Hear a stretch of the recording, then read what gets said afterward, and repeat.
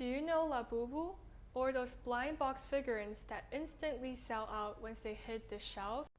In fact, this craze for scarcity-driven hype, something that is rare, has a story, and make people chase after it, is not new at all. Over 1,000 years ago, the Chinese had their own version of a limited edition trendy item.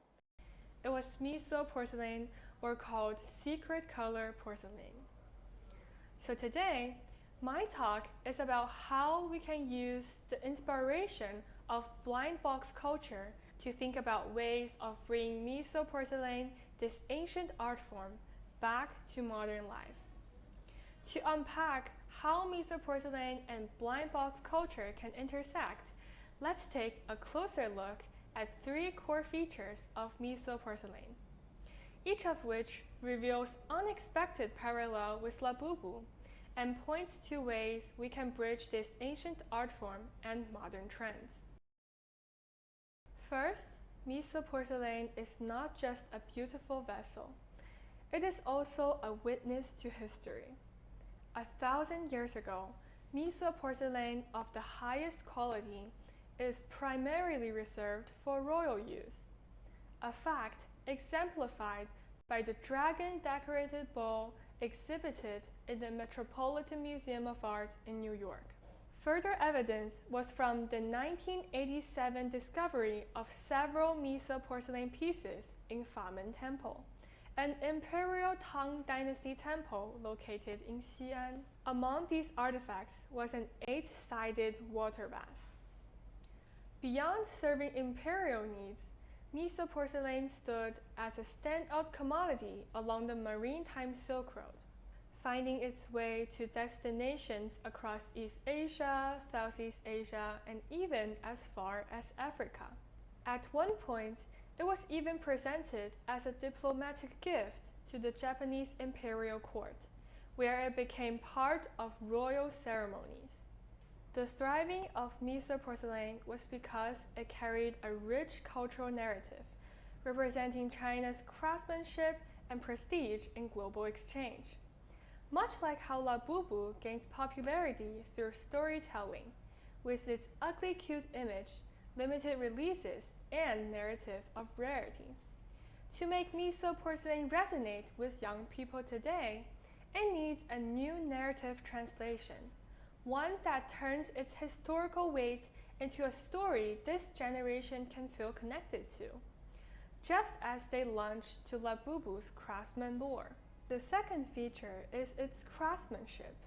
Creating miso porcelain was like an ancient precision experiment, from clay kneading to carving, from glazing to firing at over 1470 degrees Fahrenheit. Each step carries huge risks. A tiny mistake could ruin the entire piece.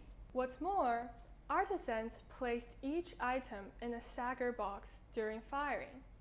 After glazing and firing, no one knew exactly how the piece would turn out. Sometimes it emerged perfect, but sometimes it failed completely.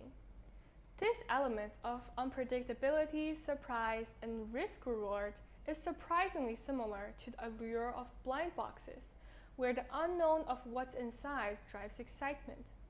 This parallel suggests a way to present Saladin to young people in fun, gamified ways. For example, small cultural creative products that carry the same sense of surprise and mirroring how blind boxes turn uncertainty into delight. At last, miso porcelain dazzles with both its motifs and its glaze color. Its patterns range from Tang-style lotus and peonies to Song-style butterflies and phoenixes, even apsaras or celestial dancers from Dunhuang murals, all symbolizing blessings, elegance, and auspiciousness. The true secret lies in its glaze color. Tang poet Lu Guimeng described it as when the autumn dew falls in Yueqiong's, it captures 1,000 peaks emerald green, a translucent sky after rain bluish green embodied by the Famen Temple's famous octagonal water vase that I mentioned before.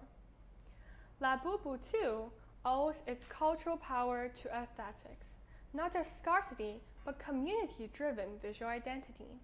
Fans share photos, special editions, and celebrity endorsements, building a visual bond that unites a community. Therefore, to help Miso porcelain reach young audiences, its traditional aesthetics need translation into modern design language, then spread through community and social media, just like how Labubu's aesthetic subculture grew. These parallels between Miso porcelain and blind box culture aren't just theoretical. They've guided real efforts to bring Miso porcelain closer to modern audiences. Here are some of the concrete steps I've taken to turn these insights into action. To go beyond books, I visited the Cixi Celadon Museum and workshops, where I not only observed but also took part in porcelain making myself. Later, I organized a workshop for children, teaching them about Miso porcelain. A memory that impressed me is when one child looked at a bowl and said, "Wow, it feels like there's water inside even though it's empty." That innocent remark made me realize the brilliance of Celadon's translucent glaze in a new way. Afterwards, I also gave guided explanations in museums to share these stories with the public. Beyond that, I wanted to know how much people today actually know about Celadon. So, I designed a survey and collected over 100 responses. And here's what I found. Around 58% of people have heard of Celadon, which is higher than I expected.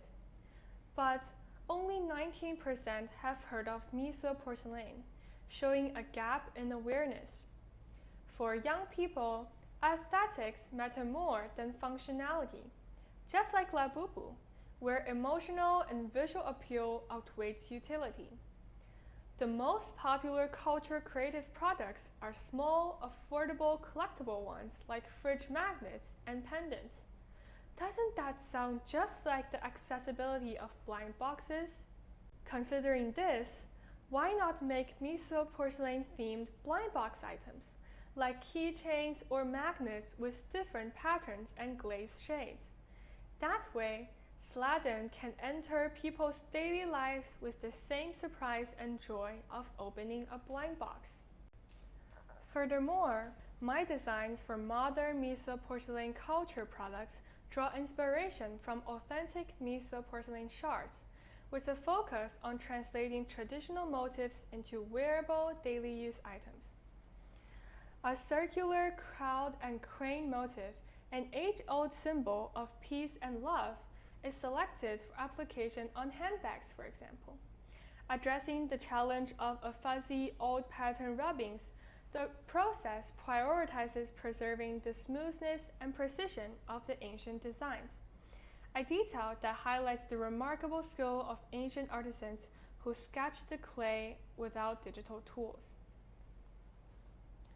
For t-shirts, natural and poetic motifs such as flowers and butterflies are chosen, and those also align with today's popularity of romantic, nature-inspired aesthetics. Color selection is equally deliberate. Rather than using a generic green, gradients are adjusted and layered to replicate the signature of the sky after rain hue of Miso porcelain's glaze. Overall, this design approach avoids simple copying. Instead, it centers on translating the inherited beauty of Miso porcelain into modern wearable aesthetics that fit contemporary lifestyles.